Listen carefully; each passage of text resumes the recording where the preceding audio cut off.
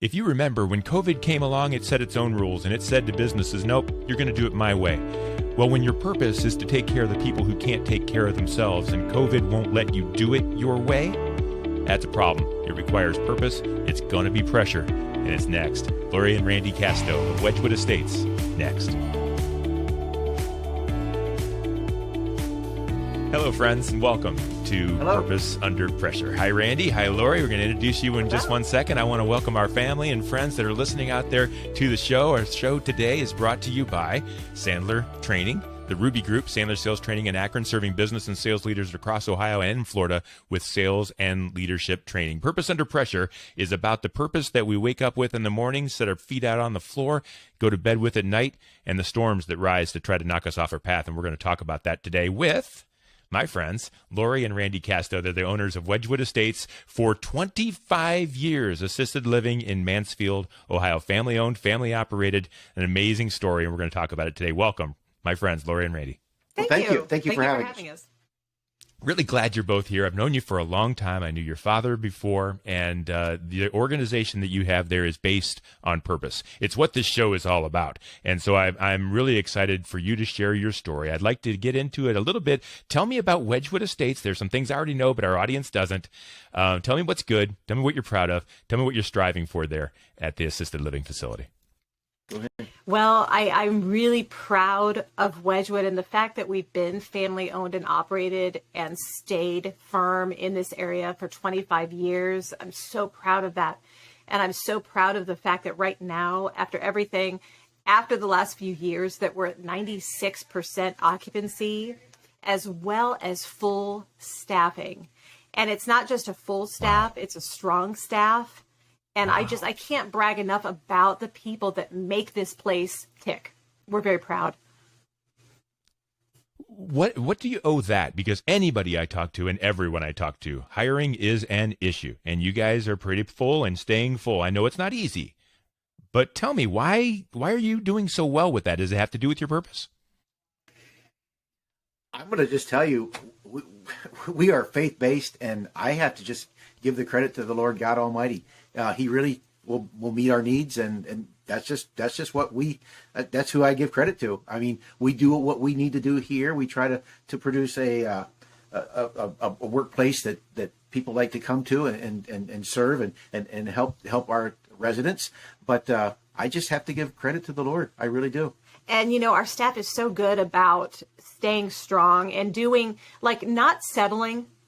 It's been very, very difficult for our department heads to not settle, to not say, hey, everybody else is without staff, so we're just going to settle in and just deal with it. What they do is they keep pressing and keep pressing and keep pressing harder until those right people walk in the door. Instead of saying, oh, we'll just hire you, they are looking for quality people that they know are going to stand the test of time. I think that's a big part of it. And then the fact that we're family owned and operated, and that every morning we see our department heads eyeball to eyeball for a half hour to 45 minutes and just talk about things that need to happen. We have a time of prayer, and we're eyeball to eyeball. And so we're right there with them, and we get to know their lives. And I think that's important too. It's a sowing seed kind of thing. Yep. And that doesn't happen too often, does it? I mean, a lot of assisted living and medical facilities anywhere, hospitals, whatever it might be, it's bigger is better, and it's a cost thing. But you guys have been able to keep it local, keep it family owned. And I'm interested, maybe a chance for a quick plug for you guys, because the residents have to appreciate the fact that your staff is long lasting. Is that a big reason why they keep staying there and enjoying their time there with you at Wedgewood Estates? I think they see the stability. And I think there's comfort and security and stability.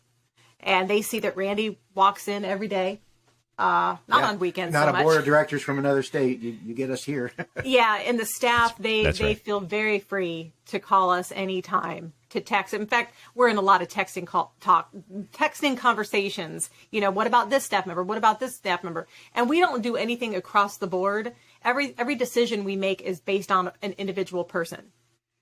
We have rules, our employee handbook and all of that, but really we base it on, now what's happening in Lisa's life? Why is this occurring? What's causing her absence? We don't just say, oh, it's just cut and dry. we base everything on the individual. And I know that in the medical facilities, the medical world, that's not easy because it's a dollars and cents game and occupancy and how full. And I mean, you have to pay the bills and that all comes in, insurance and all those things. And so God bless you for being able to focus on individuals. And I think that gets us right into what this show is about, which is your purpose. Why do you do what you do? Why do you do it the way you do it?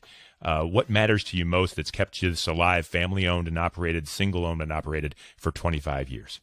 Oh my. I don't know. That's a loaded question, right? It is. It's just like we just do what we've been doing. I mean, before Wedgewood, my father and mother, it was a step of faith, and they built the 100-bed nursing home in Mount Gilead, Ohio, Woodside Village in 1979, and then turned around and built a 100-bed nursing facility in Lexington Court. Of course, in 2006. This was so big here that it was just too much, and dealing with Medicaid and Medicare. So in 2006, we sold those, but we kind of kept the same culture just from those original nursing facilities into Wedgewood. Just as people approach, it's just our residents are people, our staff are people, and we just meet them on a person-to-person basis. And, sometimes you have to really, like when you drive to work in the morning, you have to be like, now, wait a second, because you get caught up in the day-to-day and the things that, the stresses that come with reality. But then you're like, no, wait, why are we doing this? And the reason is because every single resident needs care, and they need family care. And the most important people that can care for residents are their family members. But it's too hard. It becomes extremely difficult. And we know because we've dealt with moms and dads. And so it becomes extremely difficult. And if we can become an extension of their family and give that same care that their own son or daughter or their own grandkid would, then we've done our best. And that's what we really strive to do. And it's that gives me hope and faith in humanity, because you don't have to do this. This is hard. This isn't easy. You're taking extra steps to make things right for your residents. You're doing things in a family-owned, operated way. I imagine you don't have to talk about this. I imagine there's been opportunities to sell in the past in the way this world is right now. I can't imagine no one's knocked on your door, but you keep on doing it, I think, the hard way. And I congratulate you for it, and I'm interested in. I know you enough not to brag on your own. But when you put your feet on the floor in the morning and go to work, there's things that knock you off. And let's talk about those. Let's talk about those pressures. Let's talk about those storms that maybe say, hey, it's okay to shortcut this or cut a corner here, and you just won't do it. Let's talk about those storms that come. Well, the things that come to my mind right now are the high cost of everything. The costs are crazy. I mean, everything. The food cost is incredible. The cost for employment is incredible. These costs are skyrocketing. And so... yeah, the energy costs have even gone up. Yeah, and everything has. And so we struggle every day. And we talk about it all the time about the rates and how do we make a quality, how do we keep everything quality for these residents? And all of those things factor into... instead of pricing them, pricing us ourselves out of existence. I mean, that's the tough thing. Yeah. Yeah. Every day. Yeah. Yeah. And so what do you do? Because those are constraints. You have purpose, and you're not going to cut back on your residents' experience. And yet it costs a whole lot more. So how do you manage that storm? How do you manage that pressure? Well, we get up every day and we do it. And we are disciplined to do it. And we say that it's not going to always be this way. And we're going to write it out, and we're going to wait for things to change, because it's a situation. And it's when you get yourself into the mindset that it's never going to change, then you might as well give up. I mean, oh, right. You just have to realize it. And like Lori said, it's a cycle. I'm not here to go out of business and lose money, but I can accept a lower measure of profitability right now while things adjust and we can get stay with a competitive pricing. And And as far as, the cost of materials, I don't know when they're going to, the cost of the food and everything else, you don't know when it's going to stop growing, but you have to know, that it will. And at some point you can catch up the price structure with that.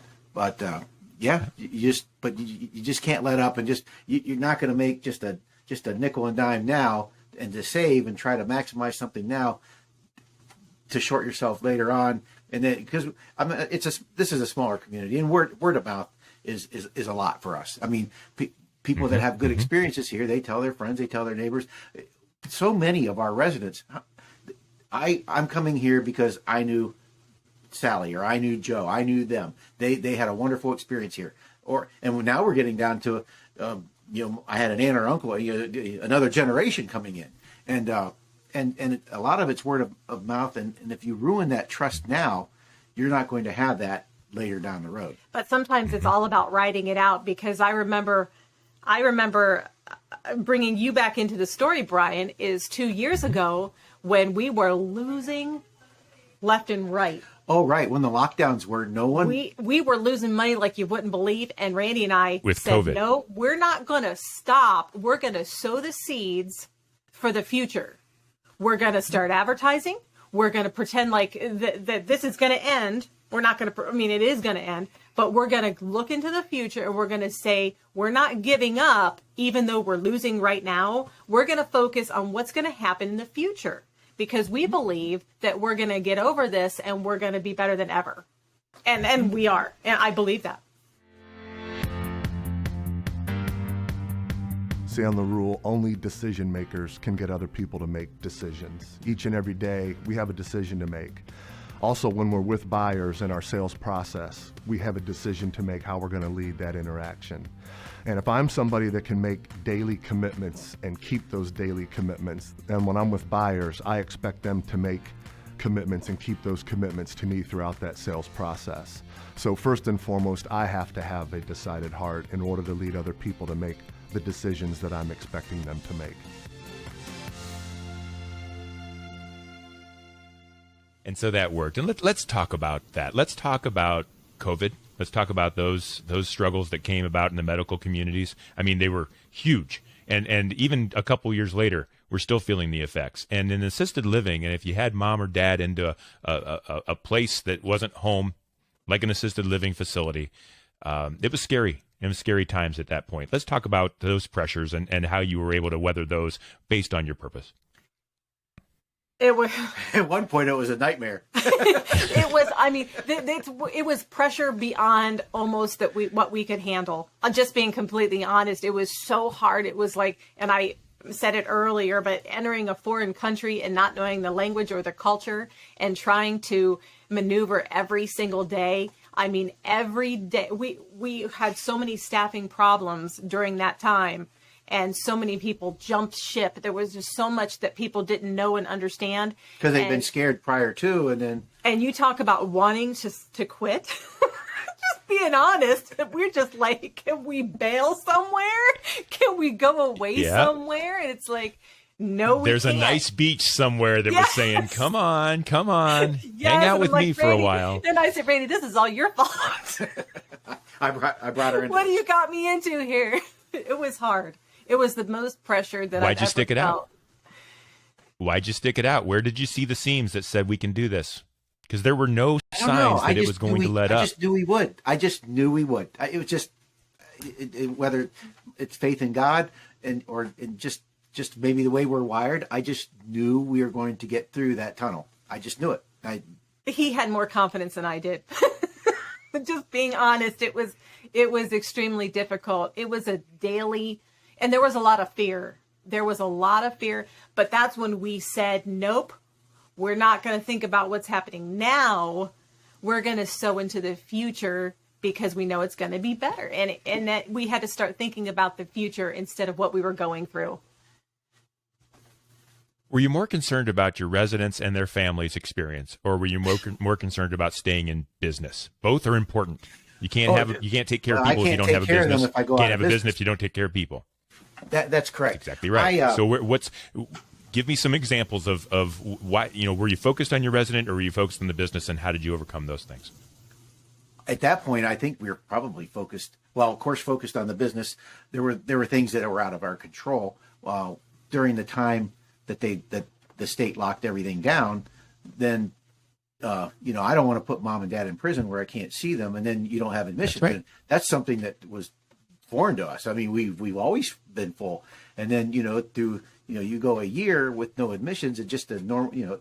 Our population is aging, and of course the natural course of things. You're going to end up losing residents just in normal times, and Sure. if you can't replace them, that's a very difficult place to be, because no one wants to put mom and dad into a place where they can't come see them. And Right. and we tried so many ways and that they could interact, whether it be Windows, Zooms, or whatnot. And if it ever would happen again, I don't know that I would. That was the biggest thing, is watching people not be able. I just, that really gets to me, that people couldn't interact with their loved ones. I could go into that by probably. It was hurtful. I mean, it made me sick. I mean, like literally sick to my stomach. To tell a person that they couldn't see their family member, it's the hardest thing. It was the hardest thing we ever had to do, was to tell someone that they couldn't see their family member, and those family members would struggle so much. And some of those family members came in every day. They were used to coming in every single day, and it hurt so many people. And those family members were so devastated and so hurt and so frustrated. And then the residents, we had to leave them in their rooms. It was really hard. So it was. And it went against everything. When you asked the question, was it hard, like the business versus the family? It was both hard. Both things, I feel, were equally hard. Yeah, I believe our strength is in our socialization and the socialization programs we have. We get the residents out. We try to keep them socialized. We have events where we bring people in. The residents love that. Everything is socialization, and that it's one of the biggest things that adds to people's lives, is their ability to interact with other human beings. And it totally went against everything that we are all about. And so it's pressure on your purpose, and it causes you to bear down and get it done. But that's at work. And if you don't mind me digging in a little bit to the Casto family, because one of the things about family business is that they do go home with you. It's impossible to leave them at the doors. And I'm interested, if you don't mind letting me know, Lori, you said physically, literally sick to your stomach. What do you talk about at the dinner table at night when your business is crumbling a little bit and people are having a experience that is not the way you wanted to do it when you open those doors? What happens to the family when that happens? Your family. It was a lot of stress. And I don't think, for about probably 3 or 4 months, I probably didn't get that sick feeling out of my stomach. It was probably that first, the lockdowns, what started in around March, and it was that first July, August, September, right?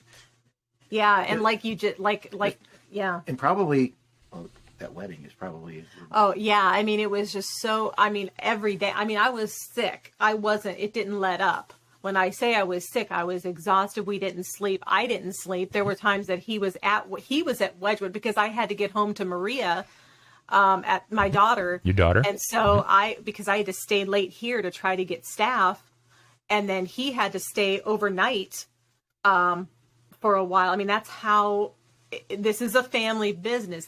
We had to do what we had to do at the time just to make it through.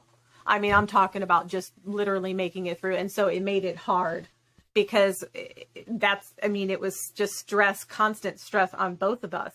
So the one thing that we were able to do is we have this Ranger, that we ride around on the property. Polaris, yeah. And so we cool. couldn't go anywhere except home and work. So that's the one thing that we did do. It did allow us to go around, and it gave us a little bit of relief.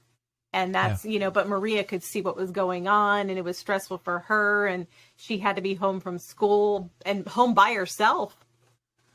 She's at an age where she can be, but just to be by yourself and kind of isolated in the home and worried about Wedgewood, and it was a lot. So, yeah. So then the clouds began to part. And I'm interested in when you saw, so faith kept you all the way through, and I won't even ask you about whether your faith got weakened at all, because I know that it did not. It probably even got stronger. And so we'll go right to the idea. Is that right, Randy? Of course. Yes. The clouds start to part. A little bit of sunlight comes through. Things start to look like they're going to be okay. And I know we had some rocky times and a reclose and all those kinds of things. But did you dive back in hard? Did you hold on and wait to see? How did it feel to be able to start living to your purpose again and actually start making the impact that you want to make when things started to ease up a little bit?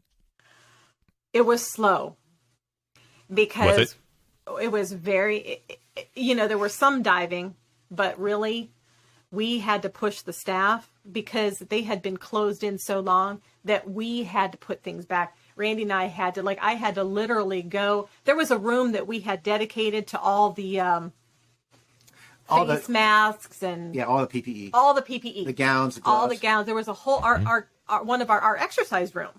Yeah, it was right up front. So we were closed down. It didn't matter because everybody's mindset had been changed so much during all this that I literally had to go through and say, "Hey, we're going to move it. We're going to get it looking back to normal." We had to push these things forward because even though the world was opening up, nursing homes and assisted livings were not. And so we were trying to